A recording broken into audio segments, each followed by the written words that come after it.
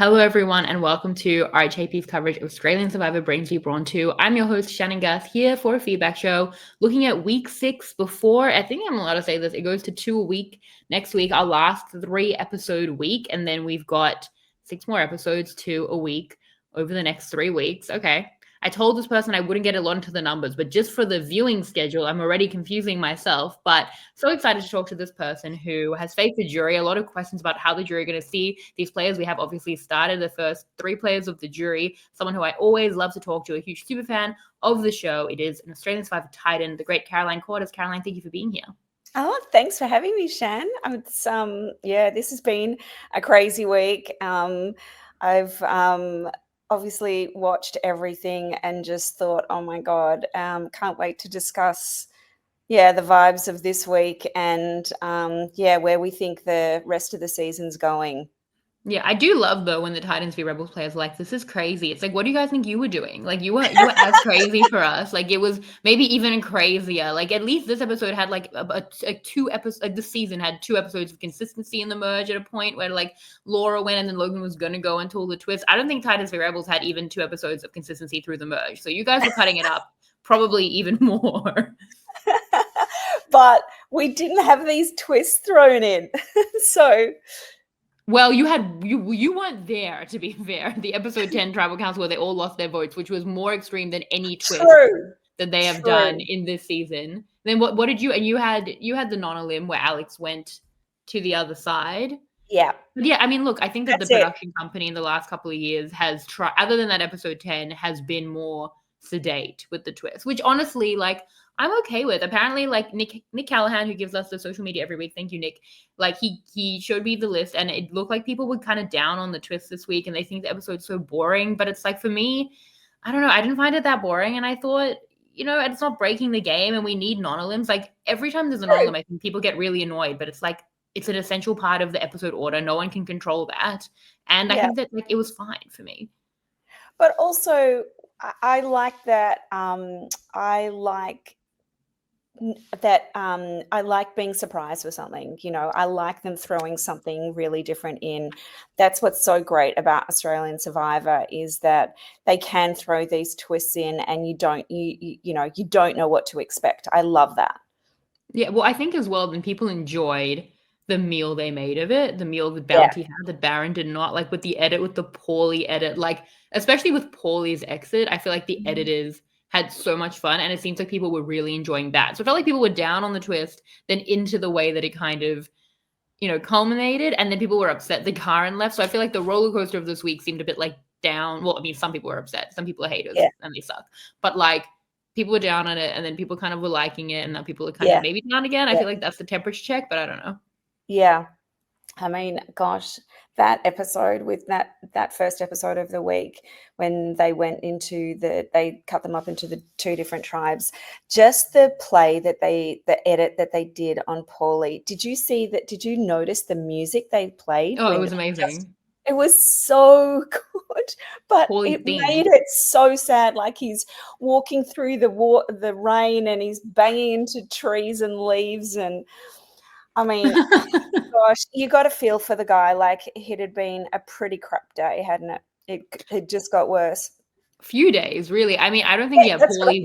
Well, if Paulie walked into something, they were like, "We need to get that on camera. Like, do it again," or like every single time. I don't know what they were doing, if they were planting stuff in front of him to try and like amp that up. But that edit was extremely fun. So look, they had a lot of fun with Baron and Bounty. I think that they had as much fun with it as probably physically possible. So how are you feeling about the season overall, other than the chaos that you guys also brought to us?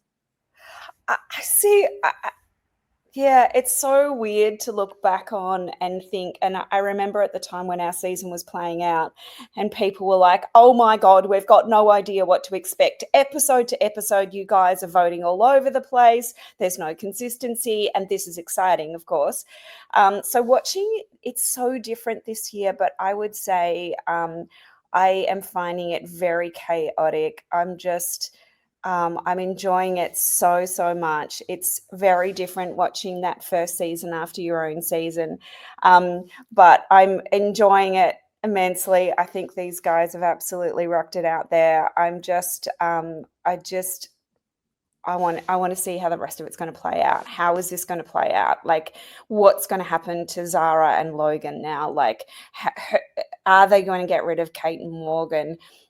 Is Kayin, are they going to keep Kayin around? What's going to happen with Kristen? Yeah, I have so many questions, and I'm one of those people that, like, I read fast to get to the end of the book because I want to know what's happening, you know? I was the kind of person who used to look at the last page of the book, but that's my lack. Not on Survivor, though.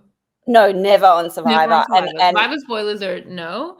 yeah. On anything else, like if I like, I'm happy to read a movie plot before I go to the movies. Totally, 100% me too.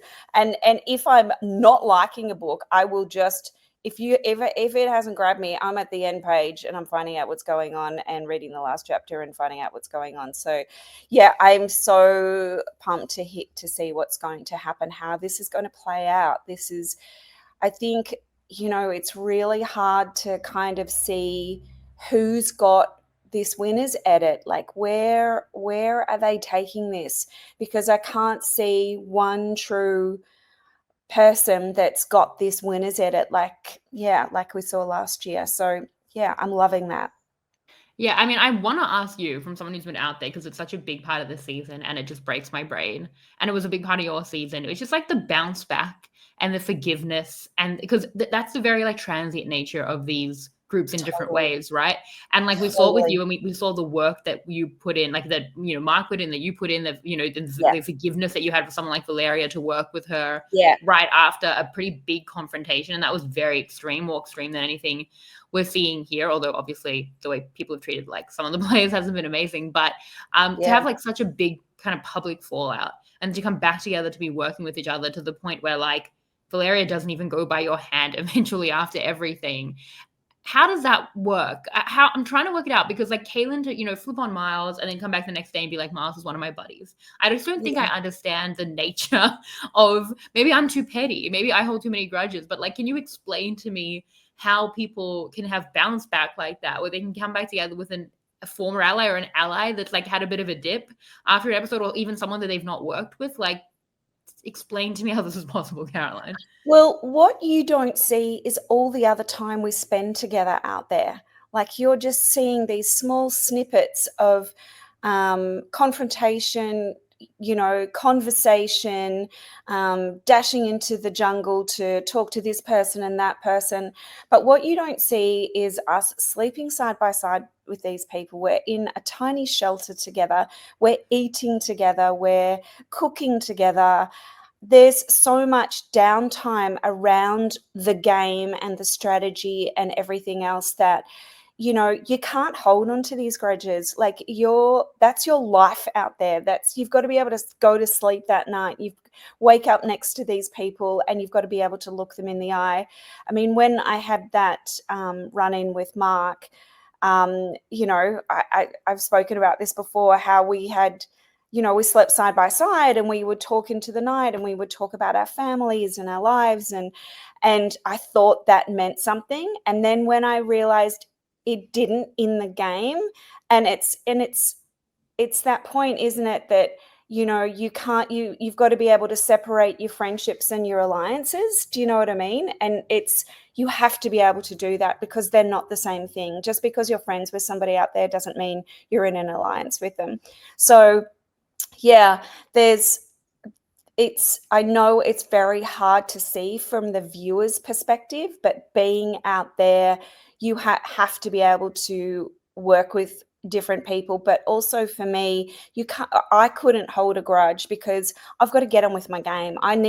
If I'm getting to the end, then I want her vote as well, Valeria's vote, don't I? So I didn't do it because I wanted her vote at the end. I did it because I wanted to get along with people in the game, and I wanted to know what was going on so that I can make my strategic planning as well. Because, you know, I don't know if you remember, but that next vote, we voted together. So yeah, it's crazy how all that works out. I mean, I didn't get her vote in the end, and that's okay. But you know what? Valeria and I are friends now. You cannot hold a grudge in this game. I'm sorry. I think if you go out there expecting that you're going to make best friends for life, and that, you're going to that these people, if you've made friends with them and you've told them secrets, that they're going to be beholden to you. You're dreaming. It's just not reality. It's just not reality at all. So I guess I'm just more of a realist in that kind of perspective. And yeah, I mean, I have a great relationship with Mark. I have a great relationship with Valeria now. And it's better to live with kindness than with hatred in your heart, isn't it? Yeah, well, I think that you're right. Like, it's so much of it is it's the time we're not spending with you that like Yeah. creates. I want to say the word manufacture, but that sounds more nefarious than I mean. But like, it does create these like family type relationships. You know, you can have more forgiveness for possibly something like family to the Yeah. because that's so inbuilt. And there's probably So degrees true. of relationship of like accountability people need to have in your life based on how much, I guess, goodwill they've earned up in the past. And that's what I think Yeah. Survivor just like injects, but at like rapid pace. And that's what Yeah. we don't see because that's like less interesting than the eventual backstabbing. But Exactly. I think on Australian Survivor it's particularly interesting because we track these relationships through every season, and Yes. it's not just, it's like, I think maybe in US Survivor, even on 39 days, it might be easier for a few weeks to kind of like keep a status quo. But when it's like 2 months, it's like two Yeah. months of living, like, yeah, it's, and I'm sure every day feels like a year, like Yeah. the issues that you had a couple of weeks ago, like for us, we're like, didn't they hate each other? But now it's Yeah. like, you need options. It's so long. And Yeah. I feel like that's one of the most interesting parts about Australian Survivor is tracking the ups and downs of that Yeah. Yeah. through almost 50 days of the game. Like the way we saw with like AJ and Paulie, were like, Yeah. he was saving him, he was targeting him, he saved him again. We can talk about this with everyone. Obviously, Miles had that roller coaster himself just this week. Like But yeah. he takes a challenge to vote him out, but then saves him 2 episodes later, like that was crazy. Exactly. It's well, when he was trying to get the other tribe to vote him out to save him, and then was like targeting him, and then was part of the Miles plan that saved Exactly. him. So, and look, there's been so much fun threads like that because the fact that Paulie was saved for Miles's idol, but then went for the next idol, like things like that are some of my favorite things to track. Because I think sometimes you forget where you were like, where were they like 6 weeks ago? Yeah. And it's just, I really find that interesting. I would love to talk about Miles in that because Miles, that was the biggest shock for me. I think that's what I struggled with the most this week was Miles seemingly in power for 2 episodes, which again is like a record in not only the season, but possibly last season too. And then losing all that power to the point where everyone is against him, except really AJ, who's going to tip him off.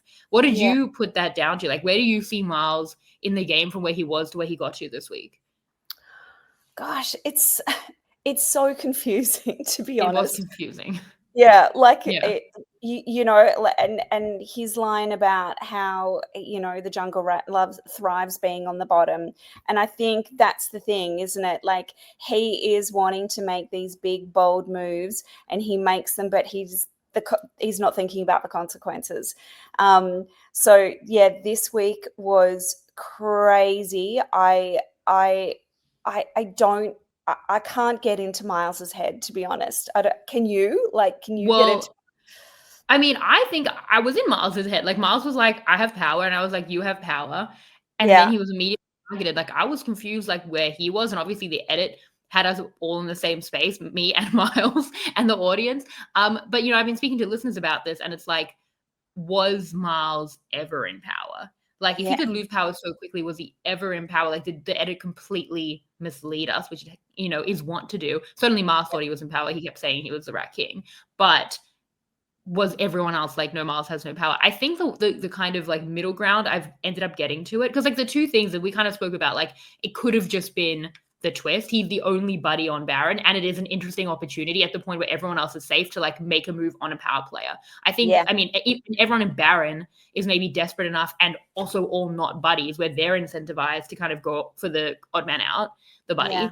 And the others are immune enough to take a shot at someone who keeps finding idols, and where if it ricochets, it doesn't matter to any of them. They're all going to be immune. They all were making these decisions on the assumption they'd be immune due to the incredible disparity between Bounty and Baron. So I think that there might be a little bit of that in separate ways. Like he lost Paulie specifically. Logan's never cared about him. Kristen's never cared. Kayin turning is the one and then calling him the buddy next time, that's the one I will continue to really struggle with. Yeah. But yeah, like those four, I think in their desperation and in kind of like looking for an option might find Miles separately. And then I think that Kayin, Zara, Kate, and Morgan, who maybe have seen Miles as very slippery, have an opportunity where they assume they're going to be immune and then were. So I do think that the twist of it is interesting. But then if you look at it, if Miles and AJ traded place and AJ was the only buddy on Baron, Yeah. they're not like there are not numbers there to get rid of AJ. So I think that while that mentality of the twist possibly shifted something for Miles, for the others for Miles, I do wonder if we and Miles and the edit ascribed power to Miles and AJ because like trademark Miles and AJ the pair. We group them together all the time, but like AJ has power. Like AJ, it's not on the edit. AJ has real power of people we know prioritize him. He has had complete control. Even if it changes next time, he has exactly right. Yeah, like he's maintained power through at least 4 episodes. Yeah. Even like in having to let go of Miles, like he's told, he's prioritized. I wonder if AJ had a lot of power and we and Miles were like, Miles and AJ have power because that's the pair, but he wasn't protected by Kate and Morgan in a way that like AJ would be. Absolutely so I think not. maybe that's where I come to it, is that the like edit and like Miles assumes that maybe the edit, gives us that kind of big rise and fall, but the rise for Miles was maybe more attached to AJ's rise than we saw, and then we just I grouped it in together at that point, and then it was easier to lose than I anticipated. So do you think that Miles can see that AJ's got Kate and Morgan? Why isn't he bringing in Zara and Kayin tighter? Yeah, well, that is the whole question, because the whole point was meant to be that they had these like separate sides and they were working separate sides of the tribe. And I was like, does Miles have a separate side? Who was, he lost Paulie in the game and also as a number before Paulie even left. Yes, there would have been a lot more equal power in that group if AJ had Kate and Morgan and Miles had, because Miles really was protecting Kayin and Zara. And I do think when we talk back on this last episode, at that point, Miles has lost a lot of power, but if he can try and invest back into Kayin specifically. That's right, because if he's got Kayin, he's got Zara. Yeah. Yeah. And possibly Logan, and well, not, but it should have been. Yeah. Yeah. Yeah. It should. Well, where is Logan? She's not with Kate. She's not with Kate and Morgan. No. So she's more likely to be with Kayin and Zara, isn't she? Well, to be fair, she should have been, and this was my big thing on the last recap, that Logan and Kristen should have come over the top of the split with Kayin and Zara, and maybe brought in Miles, even though they numerically didn't need to. But that's the group for me.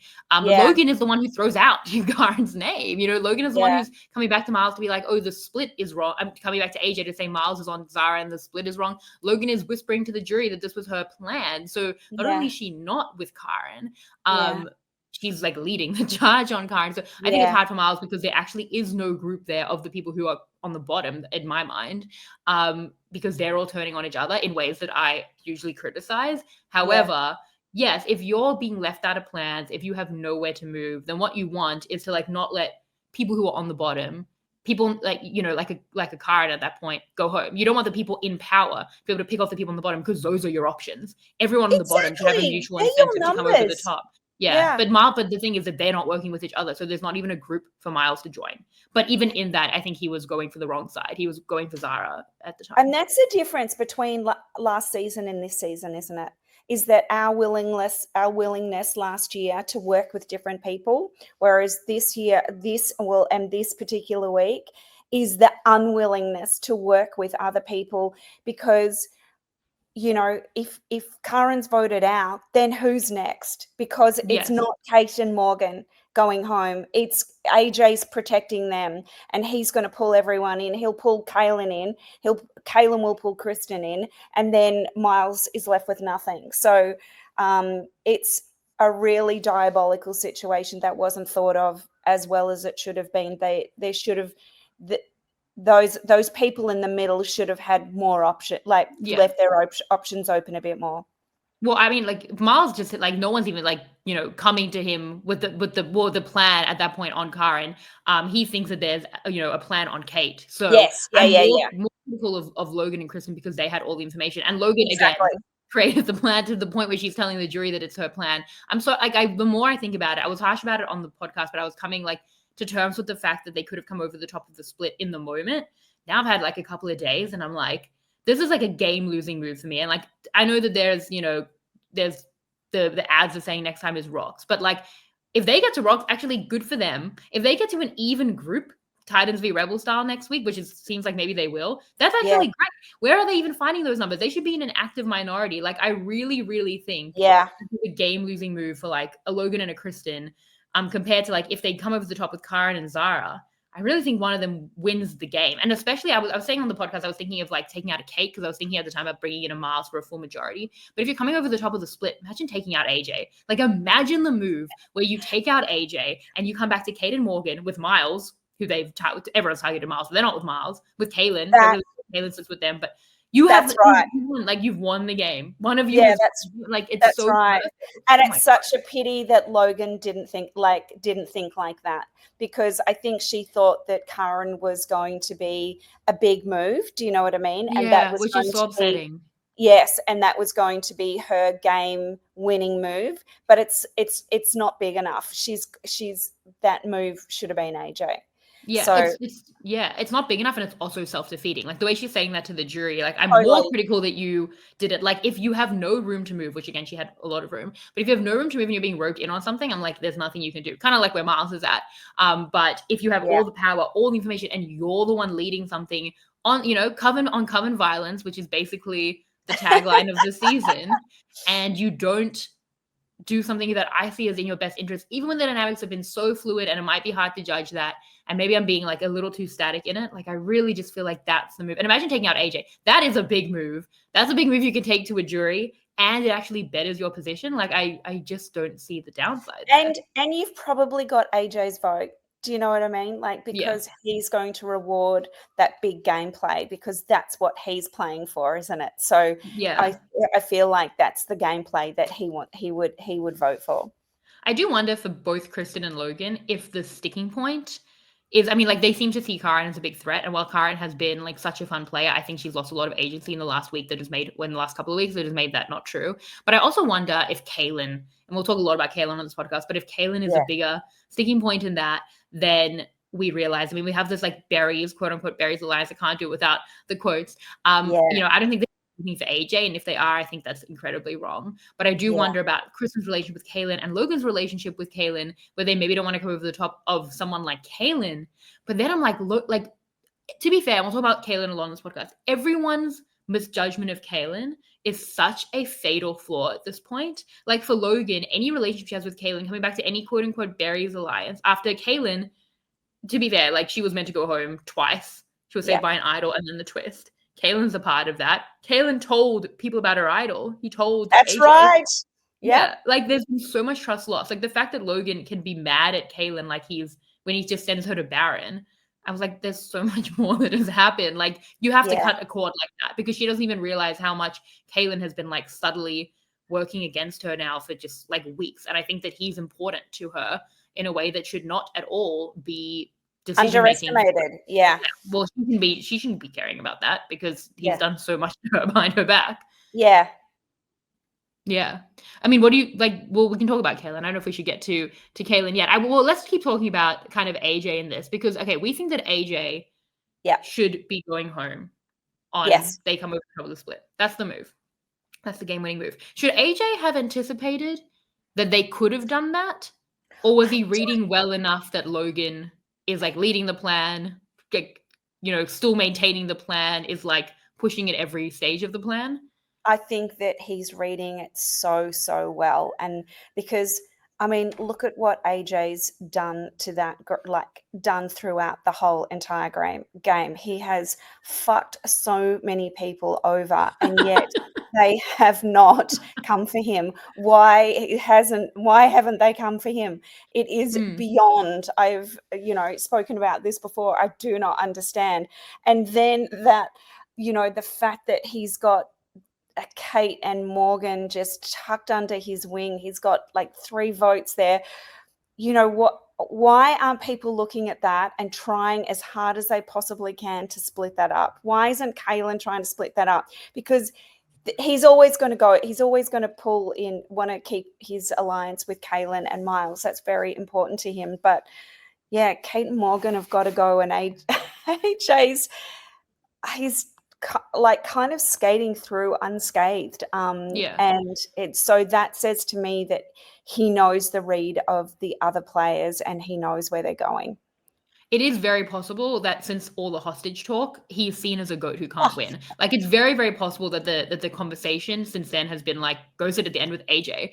And George had something like mm, this where they thought like he can't win the final challenge, which AJ has spoken about, and definitely yeah, like at least in Brains V Brawn and maybe even Heroes v Villains, like would have gaps to expose socially at least with some of the heroes and some of the Brawn, with and the Brains actually, with the yeah, way that he played at a final tribal council. Even if that is true, the reason that it's not a good enough excuse is because look how much power he has as a connector. that's Like, he right. blocks up the whole game. For George, it That's was like right. he will decide your fate with all the agency. With AJ, it's like he just has he like I feel like he's the only real block and everyone else is just floating, free falling more. Exactly. So it's not a good enough Exactly. excuse to be like, I can beat him at the end. It's like you won't get to the end. He will just, Yeah. and like that's way too much power, even for someone you think you could possibly beat at the end. Your fate is in his hands. Yeah. Literally. And also, that's making him a better person to sit with in front of the jury. If I was a juror, I don't know, like, I haven't been out there being called a hostage by AJ, but if I was a juror, I'd be like, this has been a great merch game. Like, he'd be kind of coming back by estimations, kind of like he's coming back in the Chizzy. So, Yeah. but again, even if he's in an unwinnable position, even if he's the person to sit next to, it's not good enough. He's firstly too chaotic, as we might see next week based on the previews. Yeah. And secondly, way too powerful. But yeah, I do think for him, in terms of like reading Logan, like Logan is very much leading this plan. We have seen this happen. We've seen people lead splits, like Andy, who's actually my feedback guest next week, but Andy in 47, leads a split to come over the top. Yes, yes. But AJ is reading her correctly. I do think something that's very interesting as well is that in these big communal unanimous splits where the group comes together for that one episode against a pair, but now they're like the group, people seem to really trust these splits. Something I was even looking back at the first episode of the week, because I was like, what was the vote going to be before the twist? And my mind had to be reminded. So the plan we hear with everyone in that eventual non-vote right before they go to tribal council, and I don't know if anything was going to change, but Miles says like the three of us will be on Morgan, who was the split over Logan, if people don't remember. I don't know if he was referring to like himself, AJ, anyway, whatever. He put himself into that. Actually, the real numbers, which at the time was like a Kayin, AJ, Miles, Kate, and Morgan, split themselves to the point where the people on the bottom, like a Zara, a Kayin, people who hadn't been filled in on the plan, a Kristen, possibly like a Paulie, could have either piled onto the Morgan side of the split or even come over the top to decide it with Logan on the bottom, knowing that they didn't want Logan to go.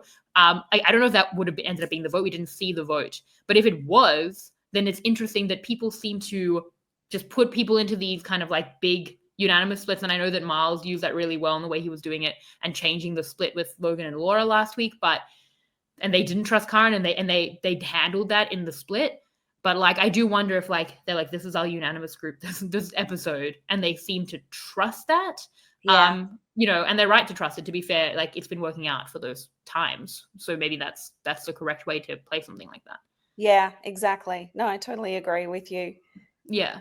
And so then for AJ as well, obviously the thing that actually comes to pass where that he's not necessarily reading correctly, because again, he's reading Logan correctly, and I think that's fine. But the issue is that Kristen might flip to Zara. He's trying to be kind with us. He's like, you don't have to be the Zara vote. So maybe you should read. And that's like, if Zara goes, is that even such a big deal for AJ? So maybe that's why it's fine. Like, I think maybe he's covered on all sides. Yeah. And why was Kayin such a big threat to him? To AJ? Yeah.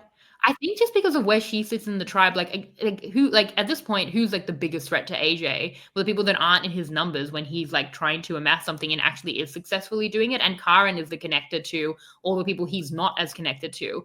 Technically a Logan, technically a Kristen, and Zara. And I think like we did see, to be fair, Kristen and Kayin. So I'm like, when have we even seen them talk? Is Kristen so close to Kayin? We saw that at the Laura vote, that they were kind of in that together. And Kristen now is feeling so close to Kayin that she even attempts to save her. So like bonds like that, when you control a lot of the other relationships as AJ, probably are quite threatening. So why isn't Logan reading that? I know. Yeah. You know what I mean? So we know that Kayin is such a huge threat to AJ, and he's going to be gunning for her. That's like we can see that as obvious. But why? And yeah, why isn't Logan thinking, okay, if Karen's going now, okay, Zara might be next, but then who's after that? Yeah. There's no more protection for her, and that's where I come unstuck at this point in this part of the game. Because yeah, like we talked about, I think that she's really, excuse my French, fucked herself over. Well, I think that that's a big question that I would have for Logan, any like, post-season Oh, press is, can't wait to hear. yeah, Yeah. because is there something I'm missing? But the excuses or the reasons that she gives on the episode are just things I don't agree with, about how Karen's been calling the shots. I don't agree. AJ's been calling the shots. AJ and Logan is a tale as old as time. Talk about tracking a relationship through weeks of the show, like, and this has never been good. So I think like Yeah.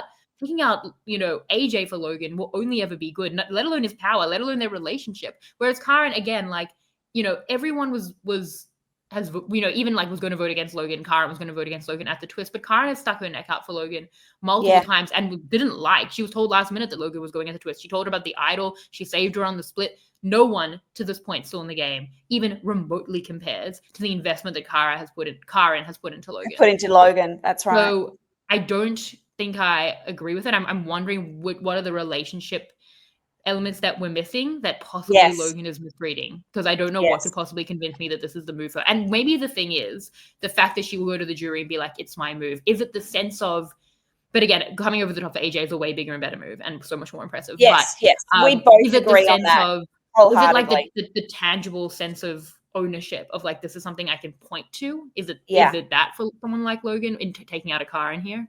Yeah. Well, I mean, I think that was a way of like taking out AJ would have been a way better move. Yeah. So I can't wait to hear that deep dive and hear what her thoughts around this part of the season, what her thoughts were, Yeah. and how she came to these decisions.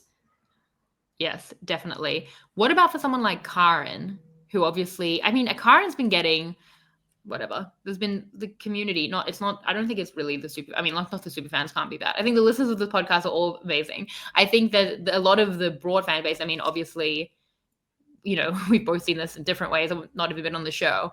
I don't know, the mass audience can be incredibly cruel, and I really hate seeing what's happening to Karen right now. Yeah. Karen's amazing, but a lot of people have been really harsh on the way that she kind of blew up her game. I just wasn't that harsh on it, because I think I was harsher on like people with actual agency in Kristen and Logan. Yeah, she could have voted for Zara. She could have saved herself. She did blow it up, but I kind of felt like she was already, it's like she lit herself on fire, she said, but I kind of felt like she was already kind of burning. She was like already kind of simmering, and she could have like tried to throw water on it with Zara. And instead she kind of like, yes, to be fair, like threw some gasoline on it. Yeah. But I just feel like she was already so low down that I'm less harsh on it, maybe. Totally. And I think when Kristen went to her and said, right, the vote's on you tonight, this is the split.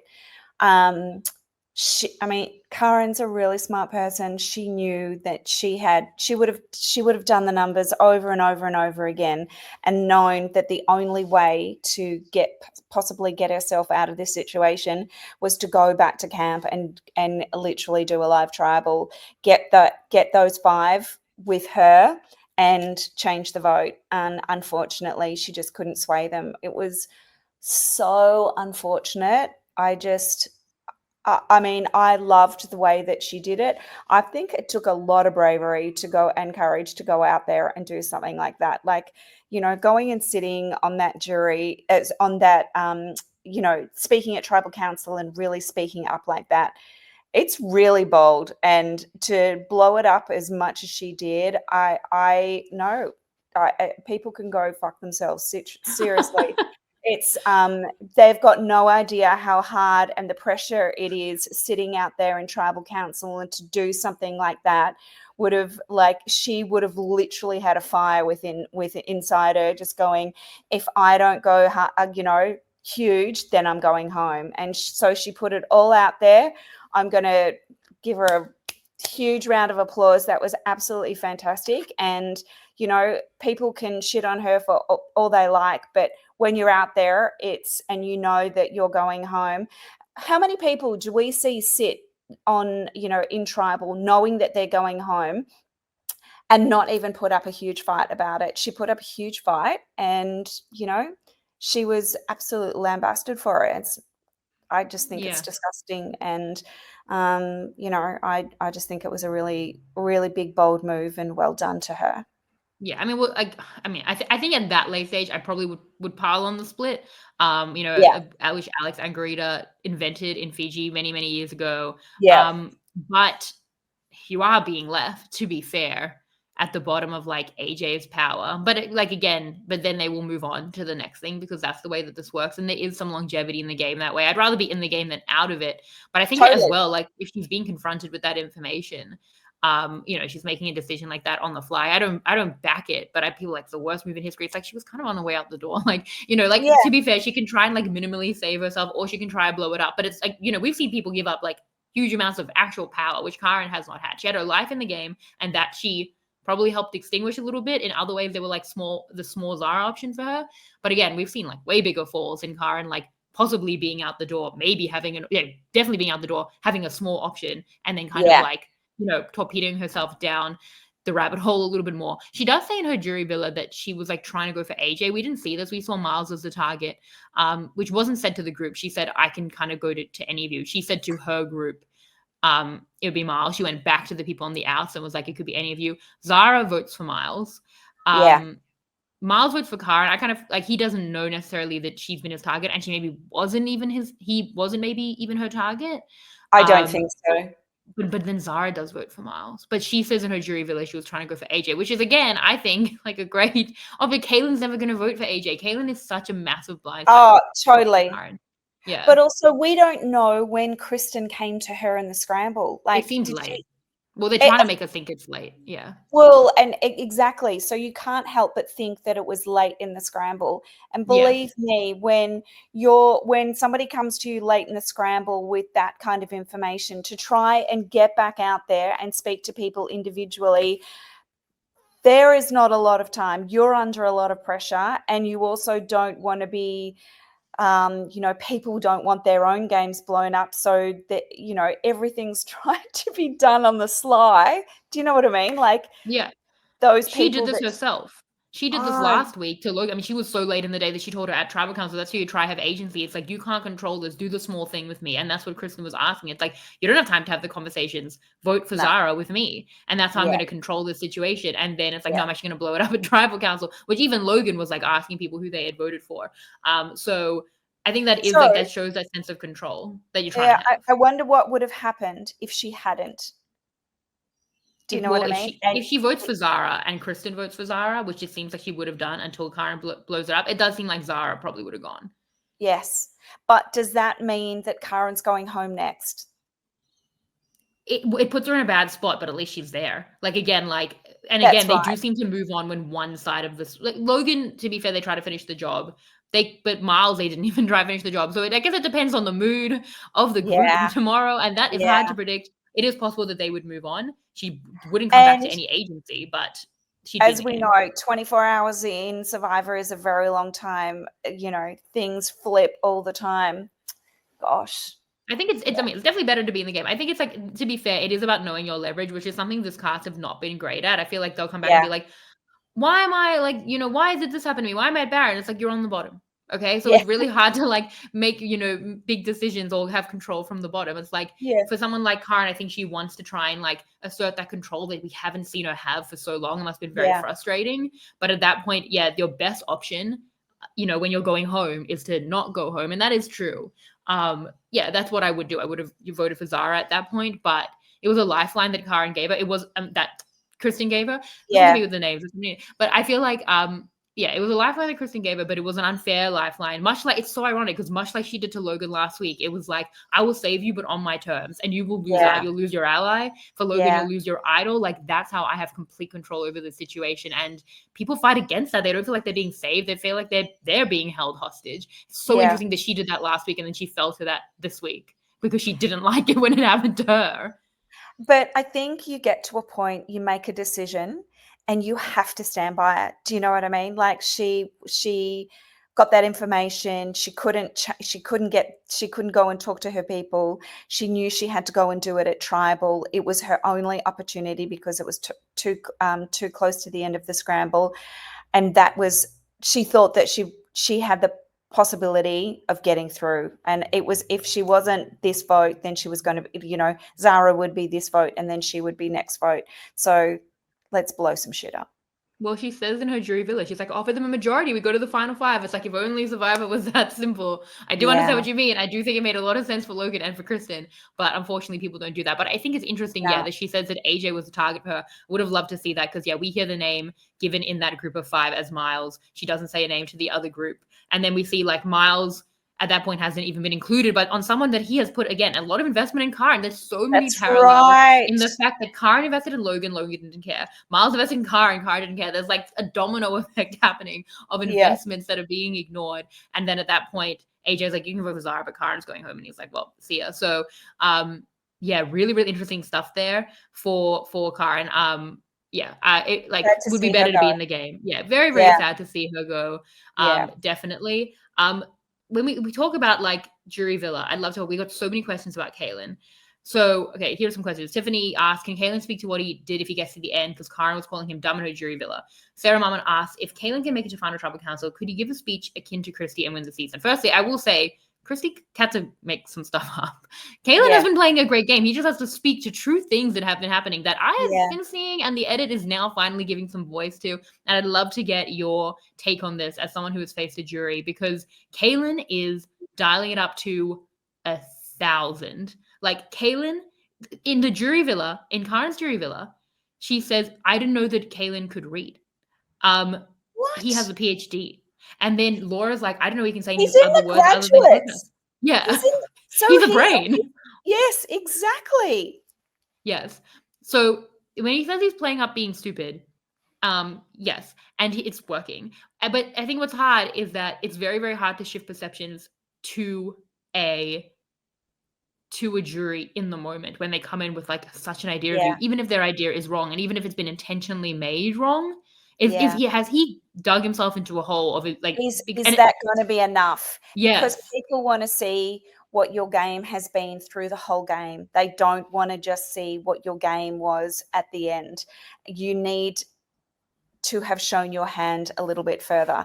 And yes, he might think that this is going to be a way that he can get into, the way that he can speak to the jury. But socially, how much do people know about him? We don't know.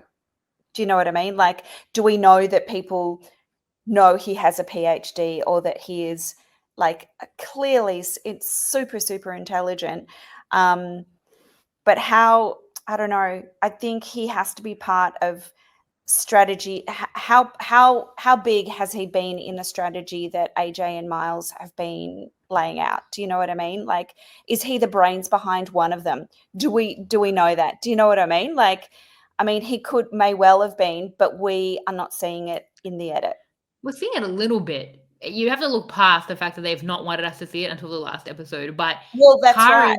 Yeah. Like, I mean, Karin brings him into her group, and she's wrong. If anything, he's been targeting her more than anyone. Well, like, when we see Karin go, 100%. But people don't know that. And that's a hard role to play. And he's doing it with so many people. Like, Karin really trusts him. She's wrong too.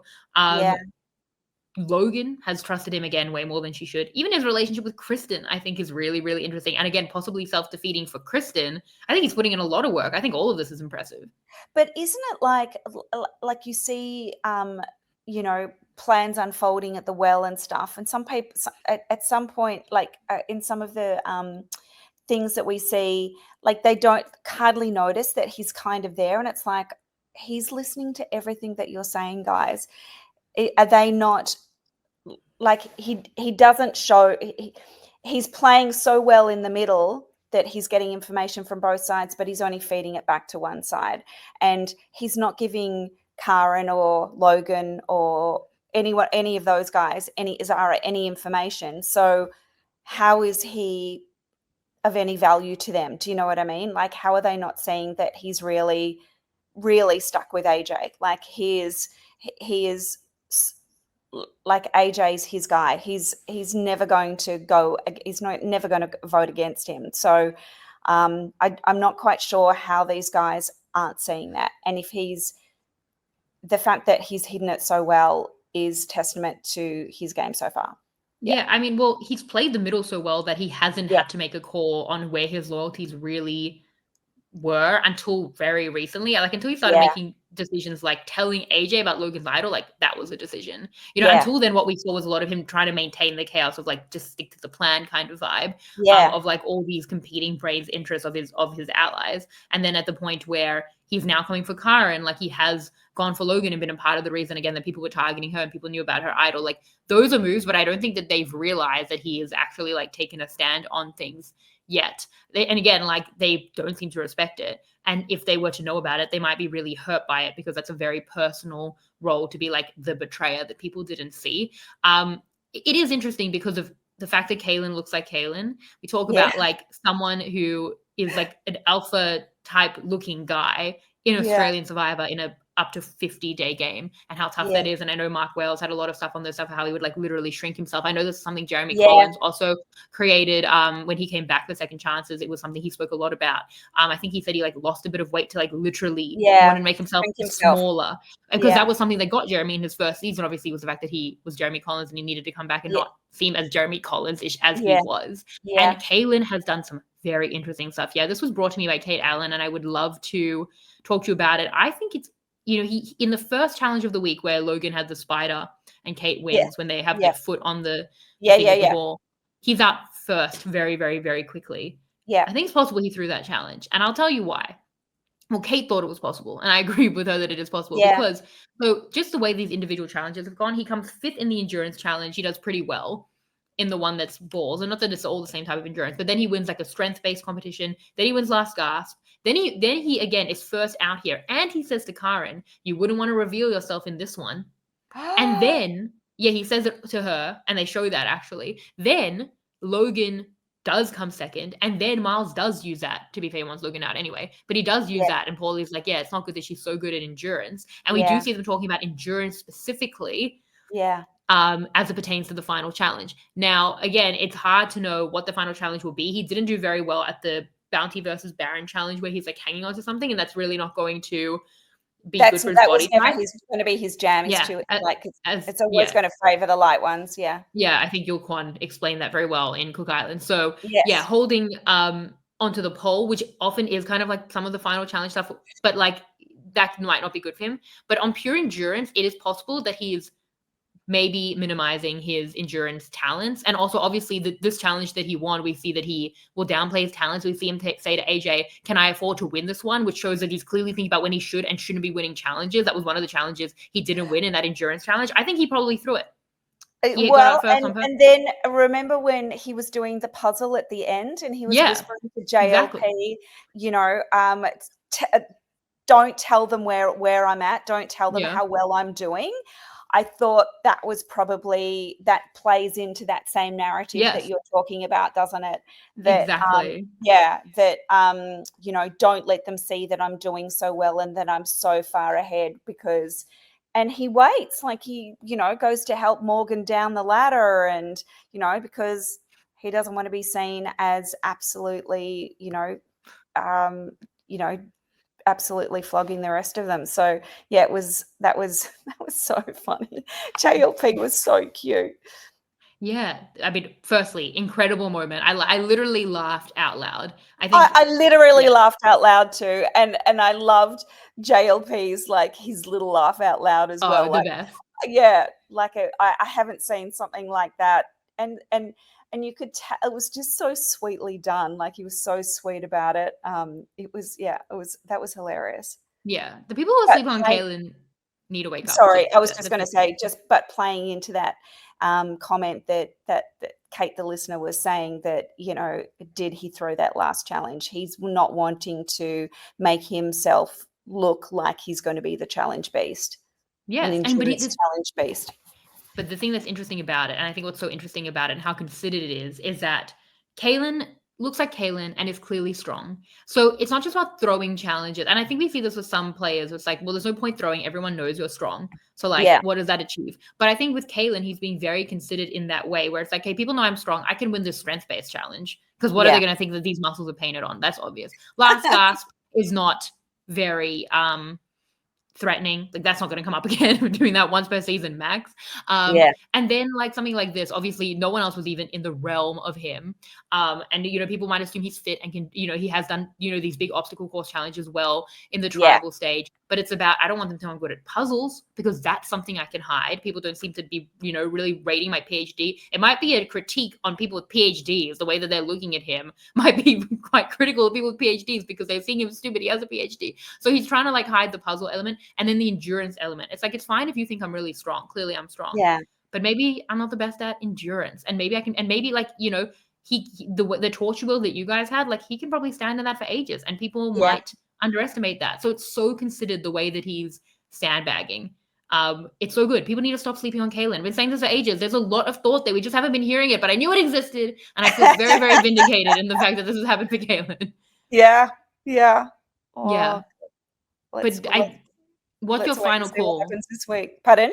Will a jury ever respect it? Is it too far? Right. Or when does he pull it back? Where do you see, how does he go from this perception where someone at jurors are saying, I didn't know he could read. How does he go from that to winning the game in a couple of weeks? Where is that for you? Well, I don't see how he can. Like, if that's Karen's perception, then you've got to think that that's other people's perception too, don't you? So, and I mean, he's going to have to talk about the fact that he had everything hidden so well, and he was playing so subtly, but he had these big moves behind these subtle plays. So, we'll just have to wait and see, how that, if he gets there, and if he gets to final 3, and if he can win that final immunity challenge, and how he would present that to the jury. Yeah, I think that as well, if he gets further on and then starts revealing it, it will defeat the purpose, because then they'll just know he's an even bigger threat than they realize, and they'll take him out. I think that the best case scenario is that you do win that final challenge the day before final tribal council, and as you're taking out 3rd place, you have immunity to be able to start the ball rolling. The ball that he possibly threw in that challenge, and say to the jury. It's also going to depend who he's up against, isn't it? So, Yeah. Who is he going to like, depending on who is in that final 3, and who, like if you've got a Logan there, she's going to do a challenge like that probably quite well. Yeah, but he has the power to take out someone like Logan, and again, Logan has revealed her hand necessarily. If he's on a torture challenge, I think Logan wins that. I don't think he wins that. Yeah, that's true. But like, again, Logan's odds of getting there are so low. If he's there with AJ and Miles, he has a great chance. Even though Miles obviously is a absolutely. If he's there with AJ and Miles, I think it's between him and Miles, isn't it? Yeah. But I think that this is what's interesting, is if he can win that challenge, what he would get is the day for the jury to be like, what? Like, sometimes things are presented to you in the moment, and then it just takes you a day. Sometimes that can be on the podcast where you're like, yes. But, you need like a second to think about it. If he has to do it at tribal council because he's relying on someone taking him through thinking he's stupid, that's unfortunate, because then you're having to change minds in the moment, and people are going to have to really doubt, as they have like questions to ask. Like, they have a lot going on too, and they're going to have to like start rethinking everything they knew about you. Hide in the moment. If you can win the challenge and then have the 24 hours where he's like, I'm, voting out, I don't know, Miles, and I'm taking AJ through, and I'm letting you all know also that this has all been considered. Here's the verifiable information I have about like how well I've played the middle, how I've been the double agent, how you all thought I was stupid. Here, I was talking to JLP in the challenge. You don't even know what's been going on. If you can do all of that and then give them 24 hours to go back to Jury Villa and be like, head explosion, and talk about it for a day, there's a winning game there. But I don't know if in the moment, I think people because Christy did do that, and Christy made it up. A lot of it up. But, Kaylin's is real, but Christy also was against Lee, and people didn't want to reward the culture of Lee. So it also, again, as you said, it depends who you sit next to. If he's sitting next to someone like AJ that maybe people are mad at and don't want to vote for, maybe they're open to hearing it. If he's sitting next to someone that they want to vote for, they're like, I came in and I already made my decision. I'm not even listening to you right now. So that matters too, obviously. Yeah. Gosh, I've been there, I know. Yeah, exactly. I would love your take on someone like Kristen. Similar demographic, very, very different type of player. Haven't really known where she's sat, but to be fair, it has been a lot better than I've understood it to be. She's, I've always been like, why aren't they piling on Kristen? I don't think that she was as at the bottom as I thought, even though I saw her with like, you know, the people who've been targeted or who have gone home, the Logans, the Karens clearly, Yeah. where she, you know, they were together in that Laura vote, and apparently Karen's her closest kind of ally. Where do you how do you see a player like Kristen who's really floating and in her words, playing a kind of loyal game in all of this chaos? I know, but who is she loyal to? Yeah, that is funny. Who is It's she loyal to? yes, it's a loyal game, but she's such a floater. Like that's what's so Like, funny obviously, about it. PD was her guy, Yeah. and, you know, they had an amazing relationship, and they were they were one of the couples. But who has she really been loyal to? I mean, there is a strategy in going out and playing a middle game and kind of floating between one alliance taking you in for a vote and then another alliance taking you in for the next vote. I don't know, but is there how much strategy is involved in that? Like, for me, I'm the type of person, I want to be involved in the strategy. I want to be part of the strategy. I want to be making decisions in the strategy. I want my voice heard. And we're not hearing that from her. Do you know what I mean? Like, and it quite possibly is there. Like, she is kind of in those conversations and she is putting her point of view, but but we're not seeing that. We're not seeing that strategical side of her. So, I mean, looking at why she told Karen, why did she tell Karen? How did that benefit her? Well, she has a tight individual relationship with Karen that again I think should have manifested in like forming a group and that you can Uh, be loyal to. And then that's the loyalty game. There's your yeah, group, you know? yeah, Yeah. but how did that how did she think Karen was going to react to that? Like, that's what I would be thinking. Okay, I've got this huge information for Karen. Why didn't she tell her at the beginning of the scramble rather than the end of the scramble? If I'm so loyal to her, why aren't I doing that? And how is Karen going to get out of this? Like, I'm giving her this information, but it's really only to tell her that she's going to be put down in the next tribal council and she's going home anyway. So I'm just putting her out of her misery. I don't know. Is that a kind way to do it? I don't think so. I think I would rather be blindsided. Do you know what I mean? Well, Karen did that last week to Logan, and I criticized it both times. Like, I think that is such an interesting way of like the fact that H I think is so kind to it. It's like Kristen's just very loyal. She's like, that's me. I'm a loyal player, and I think there's so many things to that. The first being, yeah, how is it loyal? Like again, it's the lifeline that Karen gave Logan, but it's a controlled lifeline on Kristen's terms. That Yes. is exactly how she wants it to happen. She's not actually giving Karen the help to actually try and save her game back at camp. And she's not even flipping the group to a way No, that would actually give them both the no, numbers. So no. yeah, so it's loyalty in like the most desperate ways for Karen, where it's like thanks, I guess, and we see how Logan reacted to that by targeting Karen on that similar type of loyalty shown to her last week. But again, Yeah. Karen gave him more than anyone else. But still, people don't like this, and Karen did it. The second thing is, it's like, yeah, I'm just such a loyal player. It's like, but it's not loyal to everyone else that you're in the plan with, right? Like No. it's literally against like loyal to Karen, but it's like it's not super loyal to all the people who have a specific plan that you're now upending to take out Zara. But it's so funny And that they're so kind about it, but that's yeah. not loyalty. No, and what does that mean also going back to camp after the Karen vote? Like, okay, so she ends up having to say, it was me, I told her. How is that going to pan out for her, like, with people coming to talk to her, knowing where she's going to go? Like, can we trust her? Has she lost people's trust? So, yeah, I'm not sure how well thought out that was and how that was going to help Karen, how that was going to help her, and then the way it panned out. My God, she would have been so shocked. But, Karen didn't have a choice other than to try and, blow shit up at tribal and, see if she could try and flip just a couple of people, and it didn't work out. But yeah, how's that going to look for her going back to camp after that, and how are people going to be able to trust her moving forward? Yeah. So Yeah. it'll be interesting to see what happens in the next week, where her loyalty lies. Yeah. Or whether people are like, they come back and they're like, that was just Kristen, That's just, but like, if I'm like, if that's just Kristen, it's like, so Kristen will just blow up the plan because she's a loyal player and that makes Then it I'm not okay. then I'm not telling Kristen the plan. Yeah, I agree. You're not telling Kristen the plan because, like, she's betrayed that, where do her loyalties lie? Yeah.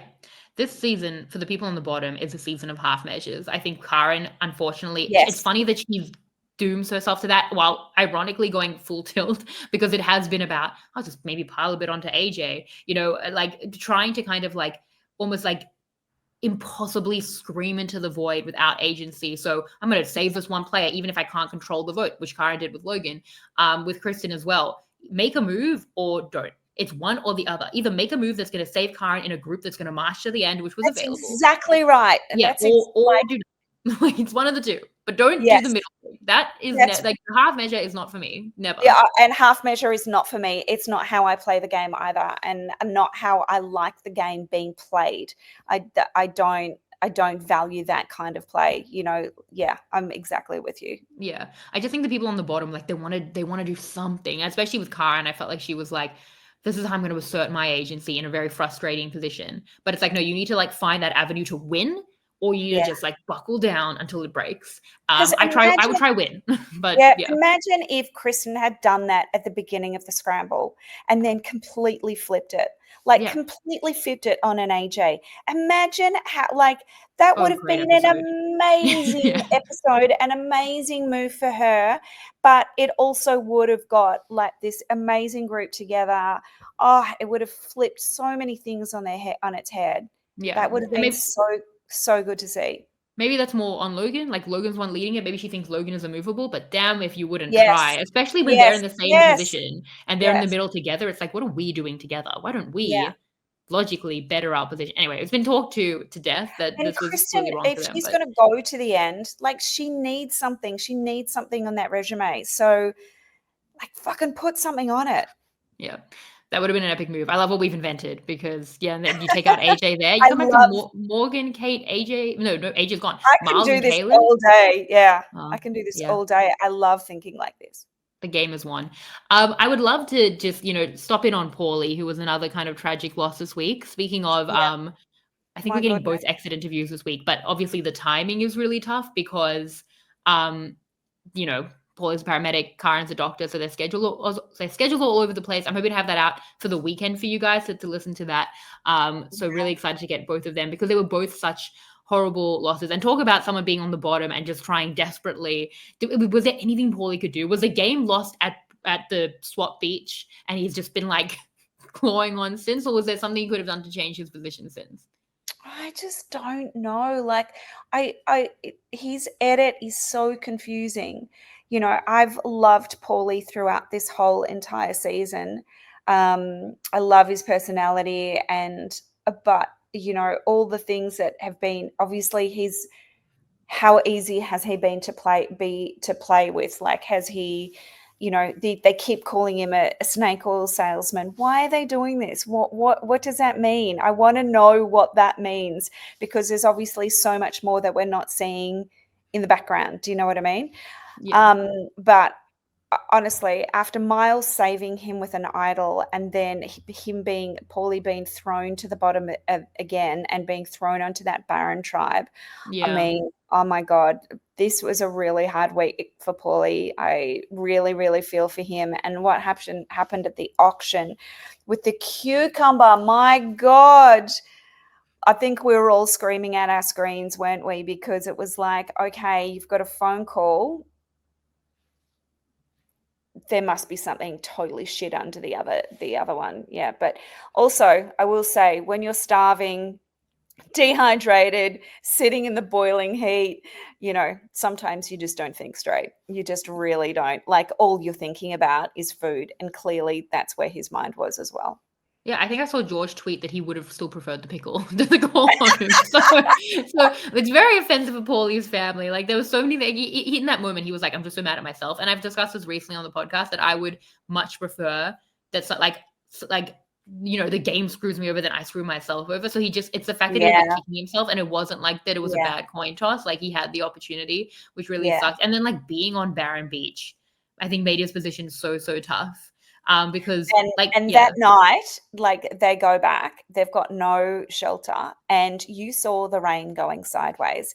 So I cannot tell you how shocking that is, like, how bad that night would have been for those people. It would have been like no sleep, no food, a bit of water, maybe a coconut, and then you're getting up to go to a huge challenge the next day.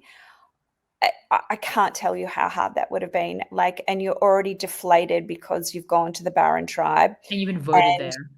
you've been voted there. Like, that would have just been, like, honestly, just the biggest kick in the backside.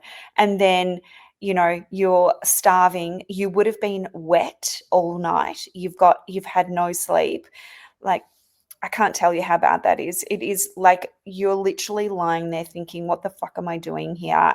This is the hardest thing I've ever done. If I get through this night, honestly, I'm going to kill somebody. Do you know what I mean? Like, it would have been terrible. Anyway. I also think he got put in a really bad Baron tribe for him, even though he wasn't the target and technically went home to the idol. It's the fact that there's just kind of nothing to be done, because it is people that we've seen on the bottom. As much as Kristen's position has been better than I thought, it's still like when we look at, the Miles, well, not Miles was on the bottom, but like the AJ, Right. Kate, Yeah. Morgan side, like the only one who's really like, of concern, considering Miles as the idol to the people in power, is like a Kayin, who Miles will never target. So Yeah. when you even look at the fact that the idol is brought to him, it's like he can't even blow up the fact that there's an idol, so that they're so worried. What if Miles like accidentally, let alone the fact that they can split on Paulie, but like, okay, well, what if like they all come over the top and Miles splits on like a Kate who's there, as an example. He's never going to go for Kayin.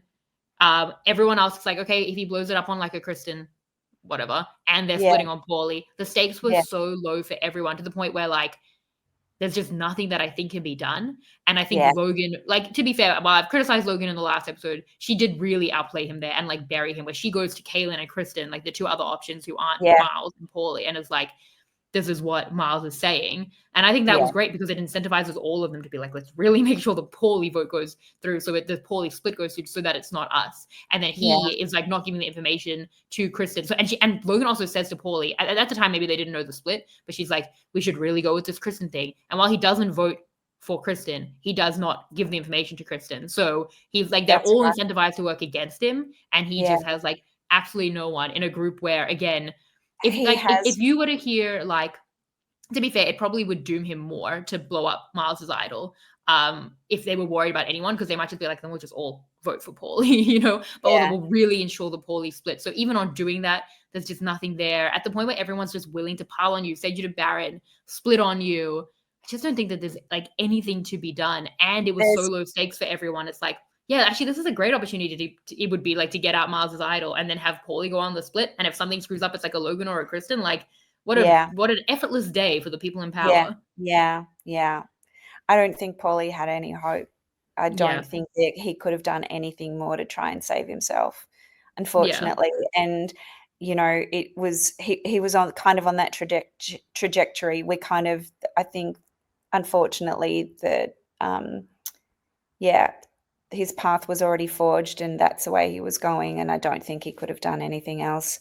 I don't know what he could have done. I'm just, like, I've been trying to think about it. There's just nothing he could have done. He doesn't have enough sway. Yeah. But again, I kind of feel like it's the half measure. It's kind of like when Noonan went home and he's criticizing AJ, but then doesn't vote for AJ. Like, at that point, he's playing an idol, like, in for a penny, right? And now I feel like it's kind of a similar thing where go in one direction. Like, he didn't really seem to be trying to pile it back on Logan, which is, I thought, the move. I think he should try to pile it back on Logan, and then he votes for Logan, and maybe that's the move. Again, trying to build up Logan's threat level, ironically, as attached to a Kayin, who she will immediately turn on. But if he's not doing that and he's not giving Kristen the information, then just vote for Kristen. Like, at that point, you've gone in on Miles's Kristen plan. While there was nothing there, you could do, at least vote. He voted for Logan. Yeah. So I don't see. I think that, again, like, Logan's burying him. Like, Logan is like, if it's going to be me or you on the split, she's won in every single way. She has the connections where it's not her on the split. She goes to Kayin and Kristen, where it's like, we should make sure Paulie's on the split. Like, she handles that idol situation really well, whereas Paulie is more just like, please don't vote for me, which is not something that's going to work. It's not enough. Yeah. And there's again, very little to be done, because anyone in power would just be like, okay, great, this is actually a perfect situation. You're such an easy split option. If Miles does have an idol, this actually works out really, really perfectly. And if somehow something's coming over the top that we can't protect, which again, they could protect, but even if it were true, this is not going to affect us in a way that matters because like then Logan seems like, well, Kristen, it's fine. So really tough way for Paulie to go, but also kind of maybe a little bit inevitable. Like I don't know how many more lives the cat could have after the week he's had. He got like he was just happy to be in the jury. Like he should not like there were so many times when like so many times and he should have been voted out And of I'm the jury. just so glad he did make the jury because I mean, obviously we thought he was not going to make the jury, but he was saved. But yeah, I'm really glad he made the jury, and yeah, I can't wait to, you know, I'd love to have a chat to him about how that all unfolded for him and how he's feeling because it, yeah, it was a really tough week. Well, I actually am going to in about an hour from now. So I will let you know Amazing. how he's doing. I'd love to, as we talk about these sad losses, let's bring up the confessional charts and just look at kind of where we're at. Because Yeah. I'd love to talk about who you think is going to win. From an edit perspective, it is very, very tough. Now, we lost Kayin, who had 56 Yeah. confessionals, and Paulie with 39. So they were in the top, what would have been still the top 5 with AJ, Yep. Miles, and Logan. Then fourth most confessionals in the game is now Kayin. Like he has got Wow. through this week, he got 3, 3, and 5. He's now on 18. The jump, Yeah. sorry, it's very, very small to see. Thank you, Very. Dart, for the charts as always. The jump is AJ 66, Miles 54, Logan 48, and then Kayin 18. There is a 30 confessional jump between the top 3 and the rest of the people in the game. Now that wild. yeah, now that Kayin and Paulie are out and they were towards the top, I mean, Kayin had the second most confessionals, had she, you know, at the point that she left the game, more than Miles even. So just more. So can anyone win from an edit perspective other than AJ, Miles, and Logan, given how little we've seen of a Kayin, a Zara, even a Kate, certainly a Kristen, Morgan, who are Morgan is on 7 confessionals still. So as an example, Nash has 24 again. Even Ali had 9. And to this point, Morgan is still on 7. So that's where I win those confessionals. Can anyone from an edit perspective win who is an AJ, Miles, and Logan? And if AJ, Miles, or Logan are winning, fascinating edit for that winner because AJ has had his flaws. They've clearly been there, but they've been shown. Miles has been shown to be irritating people and constantly on the bottom in a way that he has reclaimed, but the edit has certainly backed up any of his agency in even the seemingly unfair, and they were unfair, pylons, but like the way he's irritated people. There have been montages, many montages of him annoying people for a possible winner. And Logan, I mean, it's been content that's been there, but again, we have seen her say, you know, we've seen her you know, emotionally reacting to things. We've seen people talk about it really negatively in the way she's come back, and people haven't liked that at all. And have shown, even if they were going to show us the content of her doing that, also showing people respond to it really negatively. Yeah. And one of those 3 has so many confessionals. So the question is, who do you think is winning? And can someone who's not one of those 3 win from an edit perspective? I don't see how anybody else can win other than one of those 3. Looking at that, but also just reading the edit myself, there's just no, like, you can't, I can't see a Kate winning and I can't see a Morgan winning. I could have potentially seen a Kayin winning if she hadn't gone out this week for sure. But then if she didn't go out, so say Zara went home instead of her, then we know that she's possibly next. So her path after this week, even if she hadn't been voted out, was going to be very tenuous. So, and looking at Kayin, like there's no way he's got. I don't see a winner's edit there. I just don't. Yeah. So I don't think it can be anything other than AJ, Miles, or Logan. My God, it's got to be between AJ and Miles for me. Yeah, which is crazy, given where we've been, like in so many different ways. It is insane. If you like looking back at that first week of Australian Survivor and looking to where we are now and looking at these statistics and us actually having this conversation, I couldn't be more shocked if you paid me. So I think it's got to be out of AJ or Miles. I think what's very tough is that it seemed like a really open edit for Australian Survivor with that huge caveat until we've lost these jurors, Laura, Paulie, and Kayin in a row. Firstly, slay jury for sure, as we've seen kind of with the outfits Totally. coming in, but also sad losses and also real contenders who again had very flawed edits. Like we've seen Kayin be at the bottom, not know it. We've seen Laura also Yeah. have like the stubbornness that might be bad for like a Logan edit. And we've seen Paulie. I mean, my brother says that once Paulie had that like montage of people not caring about his like struggles at the swap camp, that Yeah. was like disqualifying. But like if Oh, that's totally. if that's disqualifying, then like everyone should be disqualified in the game so far. I think that obviously Paulie was at least a better edit option surely than like a Kate or a Kayin, who, yeah, Kate's still on 15 confessionals to this point. We've had 18 episodes and also had her like introductory package in episode 11. Kayin, we pretty much, I mean, he had an introductory package to be fair, but look Right. at Kaylin's stretch of zeros. And like, Yeah, and it's the thing is, the wild. thing about it, they buried him when he's been doing things to show, and it's been fun. This was fun. We finally saw it, and it was fun with him doing the JLP stuff and talking about like, you know, the way he's playing. And they could have shown us that this whole time. We could have got it hit over the head with it, and we haven't. That doesn't look good either. So it's like if No, you're ruling that's them out, which some exactly people right. might not, but I'm very reticent to say that they can win, then yeah, it looks like an AJ Miles or Logan from an edit perspective. And then like, yeah, I mean, AJ's in the best spot. Yeah. AJ's probably getting my vote at this point for what, Yeah. you know, the way I he's agree. controlled his merge, if he can still Yeah. do it. Logan's been on the bottom, would have a great story, I would love to see the Coven come up against Logan at a final tribal council on the jury, and we'll see if the Coven will pull Coven. Can you imagine Logan and AJ fighting it out at a final tribal? Like that would have Wonderful.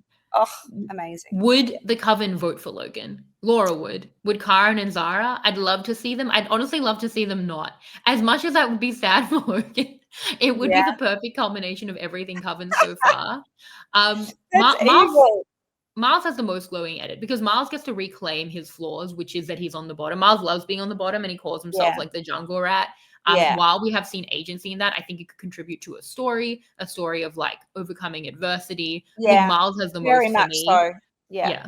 Yeah. As much as it you know has had flaws, it hasn't been as glowing as some other probably Australian Survivor edits, but it is wild to see that jump in the confessionals. That's what I like about Australian Survivor though. You can't like it's so hard out there. You can't have a perfect story. There is no perfect story to win Australian Survivor. You can't. Like it's so many ups and downs, twists and turns, breaking of alliances, making of alliances, floating of alliances. It's so hard, Shannon. I can't tell you.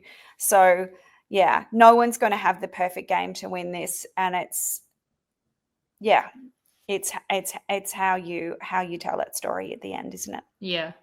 I mean, I do agree with you, other than like a David who did have a pretty perfect game, but I think that in the past, the edit has tried to smooth that out more than is being shown here. For sure. Someone like a Pia, even someone that's maybe like a Mark, I think that they've done more to kind of smooth that out, or even just like make it more extreme. And here I think we've seen what we used to call in South Africa, Schwarzenegger edit for whoever is going to win this. It's either been buried unfairly so for someone like a Kayin and probably like a Kate, or it's been probably like a Zara, honestly, has also, you know, had stretches with not a lot, and she's, you know, I mean, she's been on the bottom lately, more on the bottom, but like has been, you know, in the interesting stuff with the Coven and everything like that, and the graduates even. But yeah, I mean, if it's going to be AJ Miles or Logan, it's definitely been a more flawed edit. Not that it's necessarily been a more flawed game than other winners, although it's been extreme. If it's AJ or Miles, it has, and even Logan, it actually has been extreme. But I think it's that the edit will show that, and that's the most shocking part about this. Yeah, exactly. Yeah. Crazy jump there. I love that I don't look at the confessional charts before I come on, and then I'm like, whoa, that's crazy. I hadn't thought about that. But let's look I'd at love the to choosy compare chart. it to our season, and because I'm sure our confessionals were much more evenly spread. Well, your season had, you know, to the final 5, it had that 4 of you, Kirby, Ferris, and Mark that was so narratively important. Yeah. And I think that your content was quite low. I think, to be honest, your edit was really clear that you wouldn't win because they went like out of their way to show anything negative. Yeah, like that was a really clear, to the point where it was like it was a losing finalist edit to its extremes, I thought. Yes, totally. Yeah, but then Mark, I thought, had the edit to win. Ferris obviously did. Kirby obviously did. Yeah. Those are like the main 3 going into the final 6 episodes, because like Rihanna didn't, Kitty didn't. No. So that was kind of the 3. I guess we kind of end up here every and we only have 6 episodes left, even if it's over 3 weeks. I guess this is where we kind of end up, where it's like kind of a Yeah. big 3, and it's Yeah. going to be one of those people probably. Yeah. Liz was interesting because she had far fewer confessionals, but we always knew about her, so that was a bit of a different edit. And George soaked up so much of that screen time in a final 4 that was otherwise very invisible, that made that then really even without him, or if it was going to be George or not. And that was an interesting kind of thing as well. But yeah, I mean, I felt like Titans v Rebels, because it had those big characters, I felt like that was more even, but now that I'm thinking about it, probably not. And once Alex went, Alex had a pretty good edit. It did kind of feel, I mean, Alex was later on too, so maybe Alex was an option. But yeah, it did kind of feel like it was probably going to be one of like Kirby, probably Ferris, who was, I think, quite callable, or Mark, I thought was an option as well. Yeah. Yeah.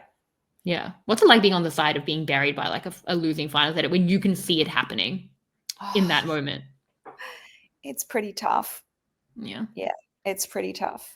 But you know, like I said earlier, I'm a realist. I didn't know what my edit was obviously going to be, and so watching it, it's absolutely wild to watch your edit and to see where you're to see where you're going to be. And I would have to, like, I'm obviously resigned to it, and I'm totally okay with it, and I'm extremely proud of it, to be honest. So it is what it is, and I had a life-changing experience out there, and that's all that matters to me. Yeah.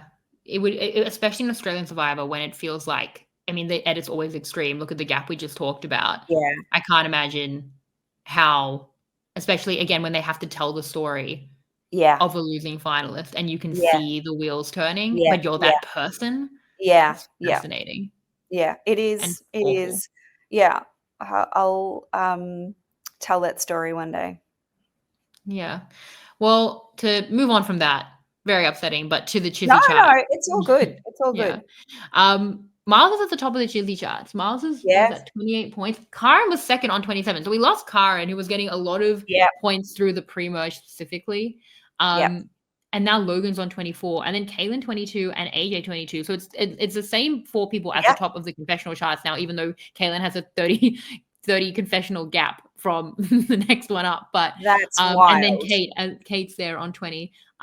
So those are probably going to be the options of where this, and there's still a lot of time. There's still 6 episodes left. So we'll see where this goes. Yeah, I'm so pumped to see where this goes. It's going to be a crazy 3 weeks to go, isn't it? My God. Yeah. Look at Brawn. Look at Brawn on the Chizzy charts. There's no green to be found. Teal. There's only orange. Just absolutely. Taking up. Absolutely. And Paulie and Laura were there. So. Yeah. Crazy. So 3 weeks to go. 6 episodes, Caroline. So who's your winner pick right now? Who are you putting your money on?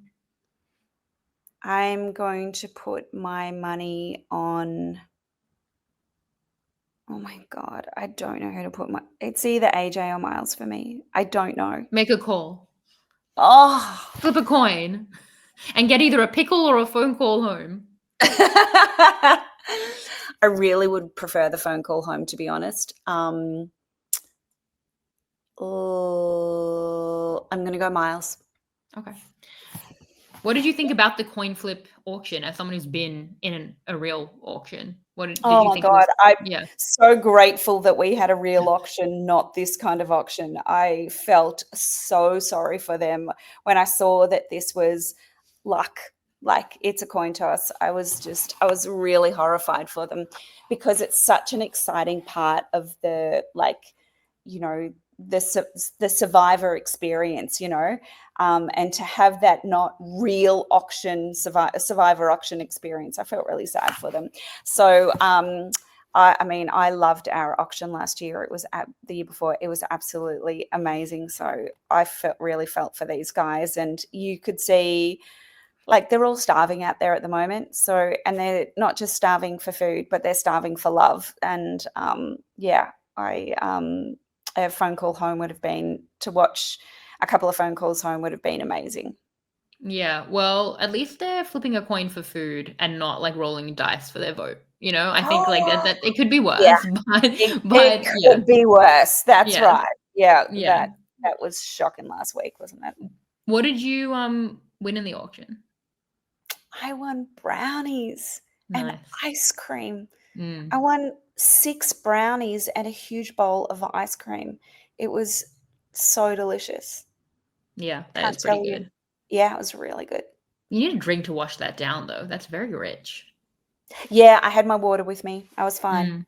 Yeah. And I took it really, really slowly. The doctor out there says to us, if you win a food challenge, and I never wanted to make myself sick. So even if I didn't eat, like I didn't eat the whole thing, I only ate 2 brownies really slowly because I didn't want to make myself sick. And I ate all the ice cream. Yeah, I do love that the doctors are like, don't eat so fast that you throw up. No more of that. It's like what my cats do.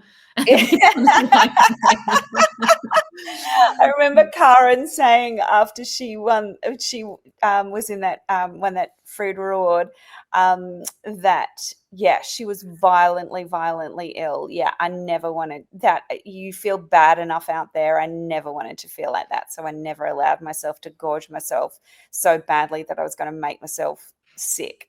Just I couldn't do it. respect that. I respect Yeah. that. Well, Caroline, where can the people find you and everything you're doing?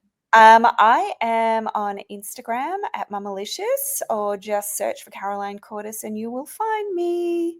Thank you so much for coming on to talk about the feedback. As I said, the exit interviews will drop by the weekend with both Paulie and Excited. Karen. Very, very Yeah. thankful to Ten and to both of them for sorting it out with their schedules, which is amazing.